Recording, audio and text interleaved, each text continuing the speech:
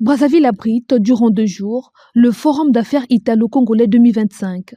Ouvert ce 26 mai, ce rendez-vous qui réunit les acteurs politiques, entrepreneurs, chefs d'entreprise et investisseurs vient entre autres consolider les acquis du Forum pour la promotion des échanges entre les PME et artisans tenus précédemment à Rome.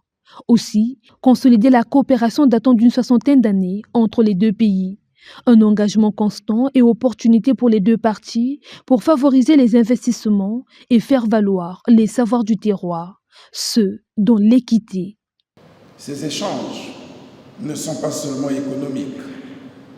Ils traduisent une volonté profonde, celle de bâtir des projets porteurs de sens, de résultats concrets pour nos populations et qui produisent des retours économiques et sociaux durables. Des projets générateurs d'emplois stables, d'opportunités pour nos jeunes et de richesses redistribuées équitablement et localement. Il s'agit là d'une réponse concrète et stratégique à l'une des grandes préoccupations contemporaines. Lutter contre les causes profondes de l'immigration des jeunes, en leur offrant des perspectives chez eux, par eux et pour eux. Face aux défis liés à la jeunesse et aux migrations, notre réponse doit être le développement local et inclusif. Offrir à chaque jeune les moyens de bâtir son avenir ici, chez lui, est pour nous une priorité stratégique. Business Forum Italia-Congo 2025, c'est aussi faire la promotion du plan Mattei, renforcer les synergies entre les acteurs italiens et congolais et positionner le Congo comme une véritable plateforme stratégique de coopération sud-nord.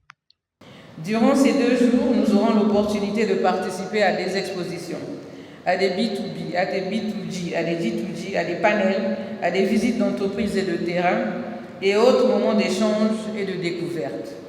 Les opportunités d'investissement au Congo sont nombreuses. Je laisse à nos experts le soin de vous en faire découvrir toute la richesse. Mais je souligne d'ores et déjà que notre pays, cela a déjà été dit, offre un vaste champ d'opportunités dans lesquelles le savoir-faire italien est non seulement attendu, mais sera sûrement valorisé. Ces rencontres sont également l'occasion d'identifier et de soutenir nos champions nationaux. Certains d'entre eux sont aujourd'hui avec nous ici. Souvent confrontés à des défis technologiques, matériels et financiers, alors que leur potentiel est immense. Avec en ligne de mire les secteurs vitaux du développement socio-économique du pays, en l'occurrence l'eau, l'électricité, le numérique, la formation et l'entrepreneuriat juvénile, des éléments d'interpellation, lesquels sont appelés à redoubler des efforts du côté des entreprises congolaises. Il attend des partenariats fondés sur l'écoute, la durée, la réciprocité. Il ne s'agit pas de reproduire les schémas nord-sud qui ont trop souvent déçu. Le plan Mattei doit être l'instrument d'une nouvelle génération de coopération, à savoir agile, intelligente, pragmatique. Nous ne demandons pas de faveur, nous proposons une alliance. Une alliance entre entrepreneurs, une alliance entre États responsables, une alliance pour des résultats mesurables.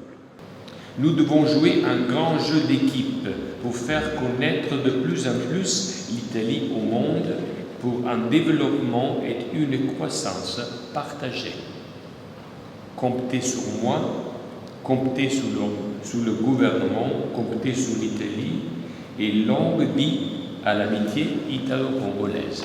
Au programme de ce Business Forum Italia-Congo 2025, des conférences et ateliers sur les secteurs porteurs, sessions de réseautage B2B entre investisseurs et entrepreneurs, échanges sur les réformes à conduire pour améliorer l'environnement des affaires, expositions et vente des produits des terroirs.